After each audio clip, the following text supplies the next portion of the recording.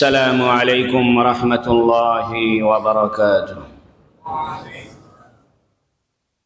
الحمد لله وكفى وسلام على عباده الذين اصطفى. الحمد لله الذي وحده والصلاة والسلام على من لا نبي بعده. وبشانه قال جل وعلا: إن الله وملائكته يصلون على النبي يا أيها الذين آمنوا صلوا عليه وسلموا تسليما. اللهم صل على محمد وعلى آل محمد كما صليت على إبراهيم وعلى آل إبراهيم إنك حميد مجيد. اللهم بارك على محمد وعلى آل محمد كما باركت على إبراهيم وعلى آل إبراهيم إنك حميد مجيد. أما بعد فقد قال جل وعلا: يعلم السر وأخفى. আলহামদুলিল্লাহ, আল্লাহ তাবারাক ওয়া তাআলার বড় মেহেরবানি যে আল্লাহ রাব্বুল ইজ্জত আমাদেরকে জুমার নামাজ আদায়ের উদ্দেশ্যে আল্লাহর ঘরে মসজিদে এসে নামাজের অপেক্ষায় বসে থাকার তৌফিক দান করেছে। বলুন আলহামদুলিল্লাহ। বন্ধুরা আমার, আমরা বিগত সপ্তাহগুলোতে মানুষের দেহের আভ্যন্তরীণ কিছু বিষয় নিয়ে আলোচনা করছিলাম। আমরা এই কথা জেনেছি যে মানুষের এই রক্তগোস্ত হাড্ডির দেহের ভিতরে আরেকটি শক্তি, আরেকটি আল্লাহর হুকুম, আরেকটি বিষয় বস্তু রয়েছে, সেটির নাম হলো রূহ। দেহ এবং রূহের সমন্বয়ে মানুষের গঠন। শুধু দেহ আছে, রূহ নাই, এটার নাম লাশ। আরবিতে বলা হয় লা শাইয়া ফিহি, অর্থাৎ যেখানে কিছু নেই, এটার সংক্ষিপ্ত রূপ হলো লাশ। লাশ শব্দটার পুরোপুরি বিবরণ ছিল এরকম: লা শাইয়া ফিহি, এখানে কিছু নাই, এটাকে সংক্ষিপ্ত করেছে বলা হচ্ছে লাশ। দেহের ভিতরে যদি রূহ থাকে তাহলে দেহটা নড়াচড়া করে, দেহটা চলাফেরা করে, খাবারের চাহিদা গ্রহণ করে, চোখে দেখে, কানে শোনে, নাক দিয়া ঘ্রাণ নেয়, নিঃশ্বাস নেয়। রূহ যদি না থাকে দেহটা নিস্তেজ হয়ে যায়। এই দেহ যে নিস্তেজ হয়ে যায় এটার নাম হলো মৌত। আর রূহ যখন এক জায়গায় থেকে আরেক জায়গায় স্থানান্তরিত হয় ওইটাকে বলে ইন্তেকাল।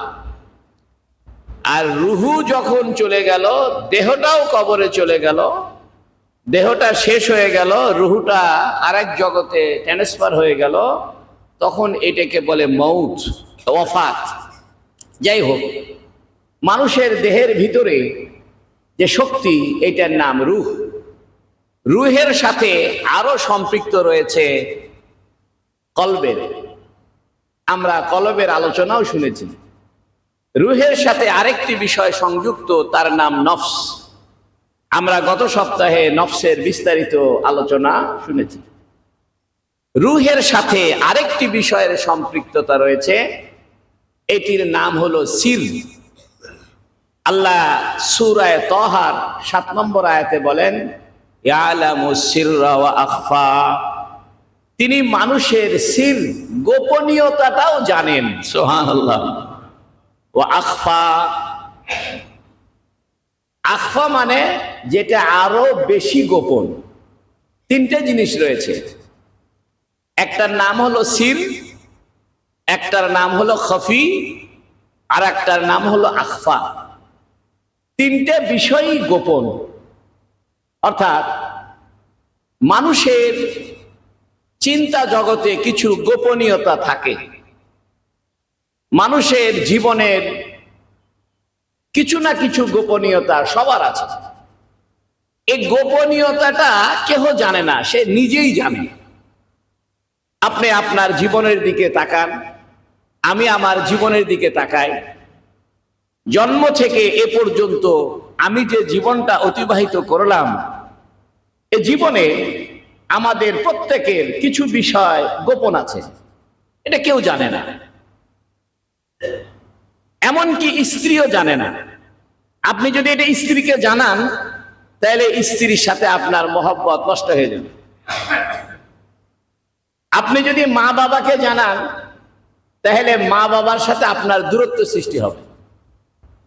অর্থাৎ প্রত্যেক মানুষের জীবনে এমন কিছু গোপনীয়তা আছে যা সে কাউকে বলতে পারে না। মনে করেন একজন মানুষ চুরি করেছে, জেনা করেছে, হত্যা করেছে।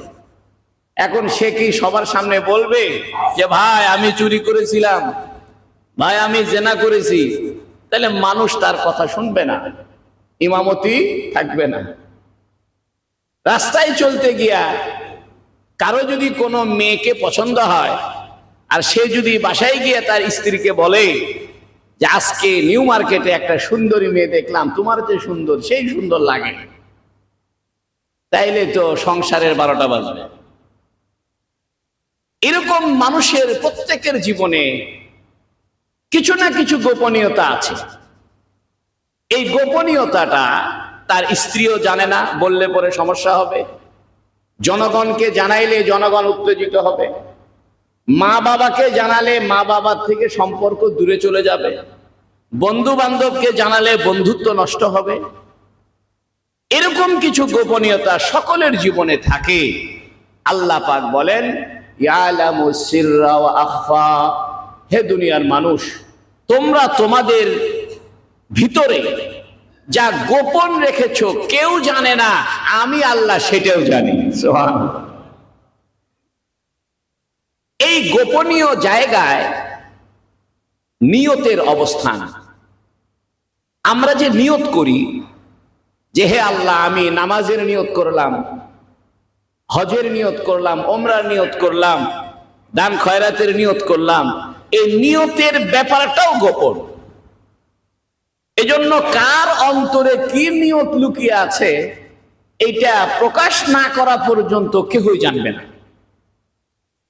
আপনি স্বামী স্ত্রী একসঙ্গে ঘুমিয়ে আছেন, গল্প করতেছেন, কিন্তু দেখা গেল স্ত্রীর মনের ভিতরে আরেকটা চিন্তা, আপনার আমার অন্তরে আরেকটা ভাবনা। কেউ কারো ভাবনা সম্পর্কে জানে না। 40 বছর 50 বছর সংসার করলো, একসঙ্গে থাকলো, ছেলে মেয়ে হইলো, নাতি নাতকুর হইলো, তারপরেও স্বামী স্ত্রীর মাঝেও এমন কিছু গোপনীয়তা আছে যা সে তার স্ত্রীকে বলেনি, এবং স্ত্রীর ভিতরেও এমন কিছু গোপনীয়তা আছে যা তার স্বামীকে বলেনি। এইরকম গোপনীয়তাকে বলে সির। এই গোপনীয়তা সম্পর্কে জানে কে? আল্লাহ। কোরআনুল কারীমের আয়াত যখন নাজিল হইল যে তোমরা যা অন্যায় কসমের নিয়ত করো এটাও আল্লাহ জানে, তখন সাহাবায়ে কেরাম বিপদে পড়ে গেলেন।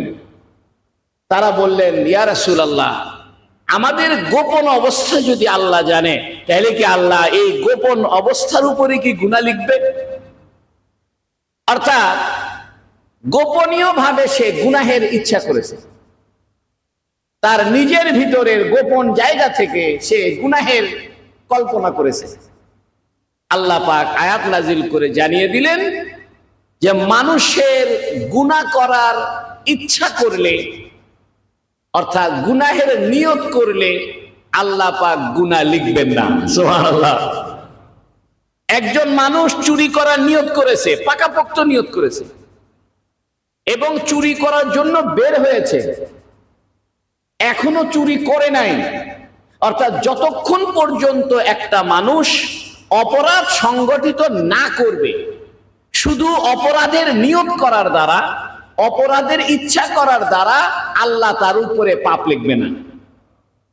পক্ষান্তরে কেউ যদি সওয়াবের নিয়ত করে, আল্লাহর সন্তুষ্টির নিয়ত করে, নিয়ত করার সঙ্গে সঙ্গে তার আমলনামায় সওয়াব লেখা হবে। একটা হাদিস আপনাদেরকে শোনাই, রিয়াজুস সালিহিন কিতাবে হাদিসটি আছে এবং এটা মুসলিম শরীফে, বুখারী শরীফেও আছে। এক ব্যক্তি বনি ইসরাইলের, সে 99টি খুন করেছিল।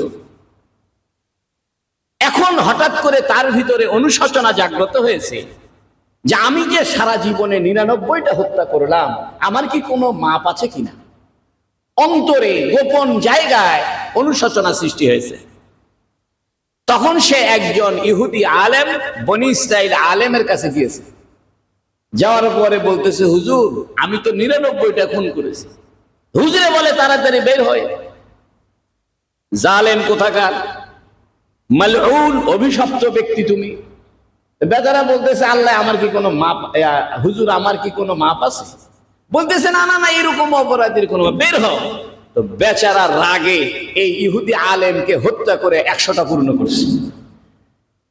কয়টা হত্যা হইল? 100টা।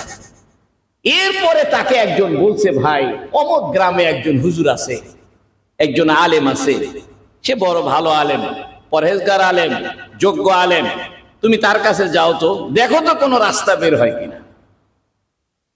তো ওই আলেমের কাছে সে যাওয়ার পরে যখন জিজ্ঞেস করেছে যে হুজুর আমি তো আগে 99টা খুন করেছিলাম, আর এক হুজুরকে খুন করে 100টা হয়েছে, এইবার আমি আপনার কাছে আসছি, আমার কি কোনো মাপসাপ আছে? তো হুজুরে বলতেছে যে হ্যাঁ তোমার মাপ আছে, তুমি যদি খাঁটি দিলে তওবা করো, অন্তরের অন্তঃস্থল থেকে তুমি যদি আল্লাহর কাছে লজ্জিত হও এবং অপরাধ স্বীকার করো, তাহলে আল্লাহ তোমার গুনাহ মাফ করে দিবে। তখন হুজুর বললেন, আর এক গ্রামে আর একজন হুজুর আছে, তুমি তার কাছে যাও, সেখানে গিয়ে তওবা করো। মুহাদ্দিসিনে কেরাম লিখছেন যে এই হুজুর নিজেই তো তওবা পড়ায় দিলে পারতেন, এই হুজুর আবার আর এক হুজুরের কাছে পাঠাইলেন কেন? বলতেছে, এই হুজুর যে এলাকায় থাকে এখানেও কিছু খুনাখুনির পরিবেশ আছে, দুষ্ট লোকের পরিবেশ আছে। আর এক হুজুরের কাছে যে পাঠাইলো, ওই হুজুর নির্জন বাস করে, তার এলাকার ভিতরে কোনো পাপের কোনো নামগন্ধ নাই, উনি নির্জনে থাকে, জঙ্গল এলাকায় থাকে, পাহাড়ি এলাকায় থাকে, ওখানে গুনাহের কোনো পরিবেশই নেই।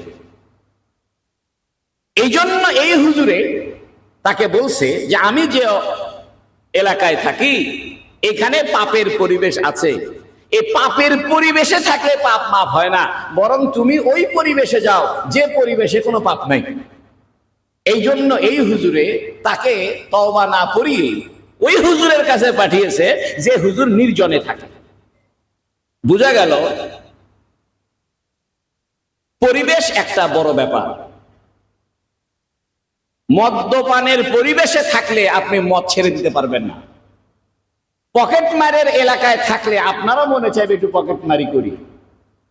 ঘুষ খাওয়া অফিসারদের সাথে থাকতে থাকতে মনে চাইবে আমিও ঘুষ খেয়ে চারতলা বাড়ি বানাই। আর ভদ্র অফিসারের সঙ্গে, দিনদার পরহেজগার অফিসারের সঙ্গে থাকলে মনে হবে যে না ঠিক আছে আমিও দিনদার হয়ে যাই। এজন্য আল্লাহ পাক কোরআনে বলেছেন, কুনু মা'আস সাদিকিন, তোমরা নেককারদের, সত্যবাদীদের, পরহেজগারদের সঙ্গে থাকো। সোহবতে সালেহ তোরা সালেহ কুনাত, সোহবতে তালেহ তোরা তালেহ কুনাত। ফার্সি ভাষায় একটা কবিতা আছে যে ভালো লোকের সাথে থাকলে তুমি ভালো হয়ে যাবে, আর খারাপ লোকের সাথে থাকলে তুমি ভালো মানুষও খারাপ হয়ে যাবে। এটা বাংলায় বলে সৎসর্গে সৎসঙ্গে স্বর্গবাস, অসৎসঙ্গে সর্বনাশ বা নরকবাস। কথাটা কিন্তু আসলে উৎপত্তি বাংলায় নয়, এটার উৎপত্তি ফার্সিতে। ফার্সি ভাষার এসের আসল উৎপত্তি সোহবতে সলেহ তোরা সলেহ কুনাত, সোহবতে তলেহ তোরা তলেহ কুনাত। যাই হোক, এই বেচারা ওই হুজুরের কাছে রওনা হয়েছে, যে হুজুর নির্জন বাস করে, সেখানে গুনাহের পরিবেশ মুক্ত। অর্ধেক রাস্তায় গিয়া তার হায়াত শেষ হয়ে গেছে, অর্থাৎ মৃত্যুর সময় উপস্থিত হয়েছে। তখন আসমান থেকে আজরাইল আসছে। আজরাইল এসে তার জান কবজ করবে। আজরাইলের কাজ হলো জান কবজ করা। আর নেককার মানুষ হইলে রহমতের ফেরেশতারা তাকে রেশমি রুমাল, সুগন্ধি রুমাল দিয়ে পেঁচিয়ে জান্নাতে নিয়ে যায়। আর বদকার লোক হইলে আযাবের ফেরেশতারা তাকে আযাবের দিকে নিয়ে যায়। তো আজরাইল যখন হাজির হয়েছে, তখন সাথে সাথে রহমতের ফেরেশতাও আসছে, আযাবের ফেরেশতাও আসছে। সচরাচর এরকম হয় না। নেককার মানুষ মারা গেলে রহমতের ফেরেশতারা আসবে, বদকার মানুষ মারা গেলে আযাবের ফেরেশতা আসবে। কিন্তু এই ব্যক্তির বেলায় দুই ধরনের ফেরেশতাই আসবে। দুই ধরনের ফেরেশতা এসে টানাটানি লাগাইছে। রহমতের ফেরেশতারা বলতেছে, বেচারা তো তওবা করার নিয়তে বের হয়েছে, এজন্য আমরা তার তওবা কবুল হয়েছে মনে করে আমরা রহমতের ফেরেশতারা আসছি। সুবহানাল্লাহ। আর আযাবের ফেরেশতারা বলতেছে, না, সেটা এখনো তওবা করেনি, সেটা এখনো তওবা করেনি, অতএব তার গুনাহ মাফ হয় নাই, অতএব আমরা আযাবের ফেরেশতারা তাকে আযাবে নিয়ে যাব। পরবর্তীতে আল্লাহ পাক দোনো দলের ফেরেশতাকে ডেকে জিজ্ঞেস করেছেন যে ঝগড়া কিসের তোমাদের? তো রহমতের ফেরেশতারা বলেছে, আমরা সে তওবা করতে যাইতেছে, এই জন্য আমরা আসছি। আযাবের ফেরেশতারা বলতেছে, না, সে তওবা করেনি, সে রওনা হয়েছে, এই জন্য আমরা আসছি। আল্লাহ বলতেছেন, এক কাজ করো, জায়গা মাপো। সে যেখান থেকে রওনা দিয়েছে আর যে জায়গায় যাবে, এই দুইটার দূরত্বে মেপে দেখো তো, সে কি ওই হুজুর, যে হুজুরের কাছে সে তওবা করতে যাইতেছে, নেককার পরিবেশে যাচ্ছে, সেদিকে সে আগায় আছে, নাকি যেখান থেকে রওনা হয়েছে সেদিকে আগায় আছে? রাস্তা কোন দিকে সে বেশি অতিক্রম করেছে? তো মেপে দেখা গেছে যে এক হাত জায়গা যেদিকে সে তওবা করার নিয়তে যাচ্ছিল, এই এক হাত জায়গা সে ওইদিকে অতিরিক্ত গিয়েছে। আল্লাহ বলছে, ঠিক আছে, তাহলে একে তওবা কবুলকারী হিসেবে রহমতের ফেরেশতাদেরকে দিয়ে দাও। আর এক হাদিসে আছে, বেচারার জায়গা বরাবর হয়েছিল, অর্থাৎ যেখান থেকে সে রওনা হয়েছে আর যেখানে যাবে ঠিক মাঝখানে গিয়ে তার মৃত্যু হয়েছে। এই জন্য দুই দলের ফেরেশতারা ঝগড়া লাগছে। আল্লাহ রহমতের ফেরেশতাদের বলছে, বেচারা যেহেতু অর্ধেক গেছে, বেচারারে আরেকটু ধাক্কা দিয়ে আর এক হাত একটু তওবা যেদিকে করতে যাইতেছে ওইদিকে আগায় দাও। তো ফেরেশতারাই আল্লাহর হুকুমে এক হাত আগায় দিয়া তার জিন্দেগীর সমস্ত গুনাহ মাফ করে তারা জান্নাতি বানাইছে। অর্থাৎ নিয়তের যে কি গুরুত্ব, নিয়তের যে কি মূল্যায়ন, এই হাদিস থেকে বোঝা গেল। মানুষের শরীরের ভিতরে আল্লাহ পাক এই গোপনীয় একটা বিষয় রেখেছে, এটাকে আরবিতে বলে সির। এই জন্য গোপনীয় ইবাদত আল্লাহর কাছে বেশি দামি, গোপনীয় দান খয়রাত আল্লাহর কাছে বেশি দামি। এমনকি গোপনে গোপনে নেক কাজের নিয়ত করিলেই সওয়াব, গোপনে গোপনে গুনাহের নিয়ত করিলে গুনাহ নাই। যেহেতু আল্লাহ গোপন, সুবহানাল্লাহ বলেন, ইয়ালামু সিররা ওয়া আখফা, আল্লাহ পাক মানুষের গোপন এবং অতি গোপন কেউ জানেন। গোপনীয়তা তিন রকম হয়, এটা না বুঝলে বুঝবেন না যে গোপন জিনিসটা কি। একটা গোপন হইল আপনার কাছে গোপন, না অন্যের কাছে গোপন, আপনার কাছে গোপন নাই। যেমন আমার পকেটের মানি ব্যাগে টাকা আছে, এটা আমি জানি কয় টাকা আছে, না আপনারা জানেন না। তাহলে এই গোপনটা কি আমার কাছে গোপন না আপনাদের কাছে গোপন? আপনাদের কাছে গোপন। মানুষের জীবনে যে কিছু গোপন বিষয় আছে, এই বিষয়টা সে নিজে জানে, অন্যেরা জানে না। অর্থাৎ যে গোপনীয়তা আপনি আপনার স্ত্রীকে বললে সংসার ভেঙে যাবে, মা বাবাকে বললে মা বাবা থেকে সম্পর্ক বিচ্ছিন্ন হবে, বন্ধু বান্ধবকে বললে বন্ধুত্ব নষ্ট হবে, আল্লাহ বলে এরকম গোপন কাজ যদি তুমি করো আর সেই গোপনীয়তার বিষয়ে যদি তুমি লজ্জিত হয়ে আমার কাছে মাফ চাও, আমি আল্লাহ সেই গুনাহ মাফ করে দিব। এই গোপন থেকে আরেকটি ইবাদত হয়েছে, তার নাম মুনাজাত। ভালো করে খেয়াল করে, একটা হলো দোয়া, একটা হলো মুনাজাত। দোয়া আর মুনাজাত এক জিনিস না। এমনি আমাদের সমাজে আমরা বলি হুজুর দোয়া মুনাজাত করে দেন, না, দোয়া মুনাজাত এক না। দোয়া শব্দের অর্থ হলো আহ্বান করা। দা ইয়াদউ দুআআন এর মানে হলো দাওয়াতান, এর মানে হলো আহ্বান করা। অর্থাৎ আমি যদি আপনাদেরকে বলি ভাই আমাদের মাদ্রাসায় বিল্ডিং এর কাজ হচ্ছে, আপনারা সবাই 10 বস্তা করে সিমেন্ট দেন, এটা হলো দোয়া, আহ্বান করা। আহ্বান এটা সবার কাছে করা যায়, প্রকাশ করা যায়, জোরে জোরে বলা যায়, এতে লজ্জার কিছু নাই। কিন্তু মুনাজাত বলা হয় কানে কানে কথা বলাকে। না যায় ইউনাজি মুনাজাতান শব্দের অর্থ হলো পরস্পরে ফিসফিস করে কানে কানে কথা বলা। আচ্ছা বলেন তো, সবার সাথে কি কানে কানে কথা বলা যায়? যাকে আপনি বিশ্বাস করেন তার কাছে কানে কানে কথা বলা যায়। যার প্রতি আপনার মহব্বত আছে তাকে কানে কানে কথা বলা যায়। এবং যিনি এই কথাটা আর কাউকে জানায় দিবে না তার কাছে কানে কানে কথা বলা যায়। 3 ধরনের ব্যক্তির কাছে গোপনীয় কথা বলা যায়। আপনি কানে কানে বললেন ভাই আপনি কাউকে বলিয়েন না ভাই। কি হয়েছে? কয় জানেন না ভাই, আমার স্ত্রীর সাথে আমার ঝগড়া লাগছে, মায়ের সাথে খারাপ ব্যবহার, আমার ছেলে নাউজুবিল্লাহ নেশা করে, বেটি এটা বাইর হয়ে গেছে, মানে তার যত ইন্টারনাল ব্যাপার আছে সবগুলো সে একজনকে বলল। কেন বলতেছে?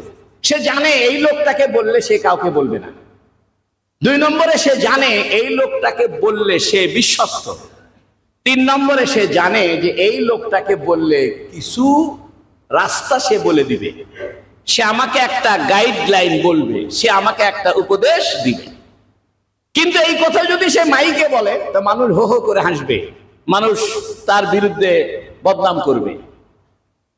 তো বোঝা গেল যেটা কানে কানে কথা বলে এটা এমন গোপন যে গোপন কথা সবাইকে বলা যায় না। আল্লাহ পাক বলেন কোন ব্যক্তি তার জীবনের এমন কোন গোপন অপরাধ কাউকে বলতে পারে না, কারো কাছে শেয়ার করা যায় না। স্ত্রীর কাছে বললে স্ত্রীর সম্পর্ক নষ্ট হবে, মা বাবার কাছে বললে ত্যায্য হয়ে যাবে, বন্ধু বান্ধবকে বললে বন্ধু বান্ধব খারাপ বলবে, সমাজের লোক জানলে সমাজের লোক খারাপ বলবে। আল্লাহ বলেন যদি এমন কোন গোপন অপরাধ করে থাকো যে অপরাধের কারণে সবাই তোমাকে খারাপ বলে, এইরকম গোপন অপরাধ জোরে বলতে সাহস পাচ্ছ না, তুমি আস্তে আস্তে ফিসফিস করে কানে কানে আমাকে বলো, আমি আল্লাহ সে গুনাহ মাফ করে দেব। এটার নাম মুনাজাত। এই জন্য দেখেন আমরা কিন্তু দোয়া করি, মুনাজাত খুব কম করি। আমরা অধিকাংশ মানুষ দোয়া করি, কি বলি? আল্লাহ আমার এটা সন্তান দেন, আমার টাকা পয়সা দেন, ব্যবসা বরকত দেন, অসুখ ভালো করে দেন, ঋণ মুক্ত করে দেন। এইগুলো জোরে বলতে কোনো অসুবিধা নেই। আমি যে জুমার নামাজের পরে আপনাদেরকে নিয়ে দোয়া করি, এটা দোয়া না মুনাজাত? দোয়া। আর আমি যদি বলি আল্লাহ আজকে বাড়ি থেকে বের হওয়ার সময় জুমার নামাজ পড়াতে আসছে, রাস্তার মধ্যে একটা সুন্দরী মেয়ে দেখলাম, দেখার পরে আমার সেই ভালো লাগছে, আল্লাহ মনে হচ্ছিল তার দিকে তাকেই থাকি, তার শরীরের কল্পনা আমার হচ্ছিল, আল্লাহ আপনারা পরের দিন আর নামাজ পড়বেন। পরের দিন বলবেন আচ্ছা পাজি হুজুরে, এই হুজুরের পেছনে নামাজ পড়ি, এই হুজুর বাড়ির থেকে আসার সময় চোখ ঠিক নাই, চোখ খারাপ, এই হুজুরের চোখ খারাপ, আপনারা নামাজই পড়বেন না। কি নাউজুবিল্লাহ, আমি যদি বলি আল্লাহ এই জুমার নামাজ পড়ানোর আগে চুরি করে আসছি, 2 টান গাঁজা খাইয়ে আসছি, এটা বাবা খাইয়ে আসছি, ফেন্সিল খাইয়ে আসছি, আল্লাহ মাফসাফ করে দেন, আপনারা নামাজ পড়বেন? আপনারা আচ্ছা লুচ্চা হুজুর, এই হুজুরের পিছনে 30 বছর ধরে নামাজ পড়লাম। এর মানে কি জানেন? এর মানে হলো আমার যে গোপন অপরাধ নাই সেরকম না, আমারও গোপন অপরাধ আছে, আপনাদেরও গোপন অপরাধ আছে। এই গোপন অপরাধটা প্রকাশ্যে বলা যায় না। যেটা প্রকাশ্যে বলা যায় না এটা গোপনে আল্লাহকে বলতে হয়, এটার নাম মুনাজাত। আল্লাহ আমাদের সবাইকে মুনাজাত করার তৌফিক দান করুক, বলুন আমিন। আমরা কিন্তু খালি সারা জীবন দোয়াই করলাম, মোনাজাত কিন্তু করলাম না। যাই হোক, আমি আপনাদেরকে বলছিলাম মানুষের শরীরের একটা গোপন বিষয় হলো সির। একটা হলো রুহু, এটার আলোচনা আমি করেছি। একটা হলো কলব, এটার আলোচনা হয়েছে। একটা হলো নফস, নফস 3 প্রকার, এটার আলোচনা হয়েছে। আজকের আলোচনা হলো সির, অর্থাৎ গোপনীয়তা। এই গোপনীয়তা জায়গায় হলো নিয়ত। এই জন্য নিয়ত কিন্তু গোপন জিনিস, ইমানটাও গোপন জিনিস, মহব্বতটাও গোপন জিনিস, শত্রুতাও গোপন জিনিস, মুনাজাতটাও গোপন জিনিস। এই জন্য গোপনীয় ইবাদত আল্লাহর কাছে পছন্দ। যদিও কিছু ইবাদত প্রকাশ্য করতে হয়, মানুষ জানবেই, যেমন আমরা নামাজ পড়তে আসছি, এটা তো গোপন করার কিছু নাই। আপনি হজে যাবেন, এটা তো মানুষ জানবেই। কিন্তু আপনি আর আমি হজে যাচ্ছি লোক দেখানোর জন্য না, মানুষকে হাজী সাহেব বলার জন্য না, মানুষ আমাকে হাজী সাহেব বলবে সেই নিয়তে যাচ্ছি না। আমি গোপনে গোপনে নিয়ত করছি, আল্লাহ আমি যে হাজী সাহেব এটা যেন মানুষ নাই জানে, মানুষ যেন আমাকে হাজী সাহেব নাই বলে, মানুষ যেন আমাকে ভালো মানুষ নাই বলে, মানুষ যেন আমাকে বুজুর্গ না বলে, আল্লাহওয়ালা না বলে, নেককার না বলে। এইরকম গোপনীয় যে আকাঙ্ক্ষা, এটার নাম হলো সির। এই জন্য সমস্ত ওলামায়ে কেরাম, বুজুর্গানে দ্বীন, এরা সিরের হেফাজত করেছেন। সির মানে গোপনীয়তাকে সংরক্ষণ করেছেন। এই জন্য তারা তাদের বুজুর্গি প্রকাশ করতে চায়নি, তারা তাদের গোপনীয় বিষয়কে দেখাইতে চায়নি। তারপরেও মাঝে মাঝে তাদের থেকে কারামত প্রকাশ হয়ে গেছে। কারামত মানে অলৌকিক ক্ষমতা। এই জন্য বন্ধুরা আমার, গোপনীয়তার জায়গায় থাকে নিয়ত। এই জন্য নিয়তের চাইতে গোপন বিষয় কিছু নাই। হাদিস শরীফ আছে, ইন্নামাল আমালু বিন্নিয়াত, অর্থাৎ সকল কাজের বিষয় হলো গোপনীয়তা। এই জন্য আল্লাহর কাছে গোপন ইবাদত পছন্দনীয়, যতটুকু প্রকাশ না করা যায়। কিন্তু আমাদের স্বভাব হইল খারাপ, আমরা প্রকাশ করতে পছন্দ করি। কয় হুজুর এইবার কাবা ঘরে কালো পাথরে 3 বার চুমা দিছি। আরে তুমি এটা বলার দরকার কি, চুপ থাকো। বলে হুজুর আমি স্বপ্নে রাসূল সাল্লাল্লাহু আলাইহি ওয়াসাল্লামকে দেখছি। আরে বলার দরকার কি, চুপ থাকো। তোমার কি কেউ জিজ্ঞেস করছে তুমি নবীরে কয়বার দেখছো, দেখছো কি দেখছো না, কেউ জিজ্ঞেস করছে? বলো কে, চুপ থাকো। এই জন্য ইবাদতকে গোপন রাখা দরকার, যতটুকু প্রকাশ না হইলে নয় ততটুকু নয়। এই জন্য সমস্ত বুজুর্গানে দ্বীন, সমস্ত আল্লাহওয়ালা, তারা তাদের জীবনকে গোপন রাখছে। এই যে রাজশাহীতে একজন আসে, রূপুস, কি নাম? আরে রূপুস আছে না, কি নাম? রাজশাহীতে একজন বুজুর্গের কবর আছে, মাজার আছে, শাহ মখদুম রূপুস। শাহ মখদুম কি? রূপুস কেন বলে জানেন? রু মানে চেহারা, আর পুষ মানে গোপন করা, এটা ফার্সি শব্দ। পুশিদান গোপনীয়তা করা, পুষাদ মানে তার চেহারা গোপন ছিল। এর মানে হলো সে নিজেকে জনসম্মুখে প্রকাশই করতো না। এই জন্য দেওবন্দ মাদ্রাসার প্রতিষ্ঠাতা কাসেম নানতুর রহমতুল্লাহ আলাইহি, উনি সাধারণ জামা কাপড় পরে ঘুরে বেড়াতেন পাবলিকের মতো, মানুষ বুঝতো না যে ইনি এত বড় আলেম। উনি বলতেন, যদি জামাতে নামাজ পড়া না লাগতো আর বাহিরের যাওয়া না লাগতো, আমি জীবনে বাড়ি থেকেই বাড়াইতাম না। কিন্তু এখন আমাদের ভাইরাল হওয়ার যুগ, যে যত ফেসবুকে ভাইরাল হতে পারে সে তত বড় হুজুর, ঠিক কিনা? যে হুজুর ফেসবুকে যত সেলিব্রিটি, ও পাকা শয়তানি শব্দ। এই সেলিব্রিটি শব্দ শুনে আবার মাথা রক্ত উঠে যায়। এই সেলিব্রিটি কিসের? এগুলো হলো নায়ক নায়িকাদের শব্দ, এগুলো হলো দুনিয়াদারদের শব্দ। দুনিয়াদাররা সেলিব্রিটি হয়। আবার সেলিব্রিটি কি? সেলিব্রিটি হলো মুহাম্মদ সাল্লাল্লাহু আলাইহি সাল্লাম, সাহাবায়ে কেরাম। তুই কিসের সেলিব্রিটি? এই জন্য বর্তমান সময়ে মানুষের প্রকাশ হওয়া, নিজেকে জাহির করা, এই প্রবণতা আছে। কিন্তু আল্লাহ পাক মানুষের দেহের ভিতরে সির রেখেছেন, যাতে মানুষ তার নিজেকে জাহির না করে। যে যত নিজেকে গোপন রাখবে তার সাথে তত বেশি গোপন আল্লাহর সম্পর্ক বৃদ্ধি পাবে।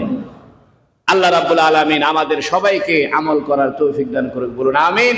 আমরা আগামীতে আলোচনা করব খফি কাকে বলে। গোপনীয়তার 3টা ধাপ আছে। আজকে এটা বললাম, যে আমার কাছে গোপন না, গোপন কাদের কাছে? আপনাদের কাছে গোপন। আর একটা গোপন আছে, আপনার কাছেও গোপন, আমার কাছেও গোপন, মনে থাকে না, তবে মাঝে মাঝে চিন্তা ভাবনা করলে স্মরণ আসে।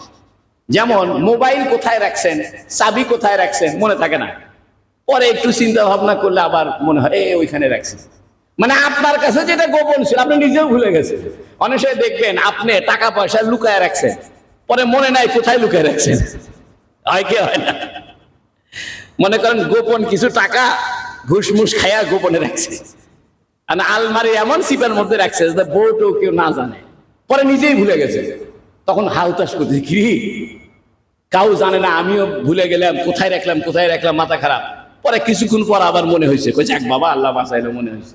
এটার নাম খফি। আর একটা গোপন আছে নিজের কাছে, যে গোপন হয়ে গেছে, এমন গোপন হয়ে গেছে, এমন হারিয়ে গেছে, এটা চিন্তা ভাবনা করে বাইর করতে পারে না। এই দুইটা বিষয় আমরা আগামীতে আলোচনা করব ইনশাআল্লাহ।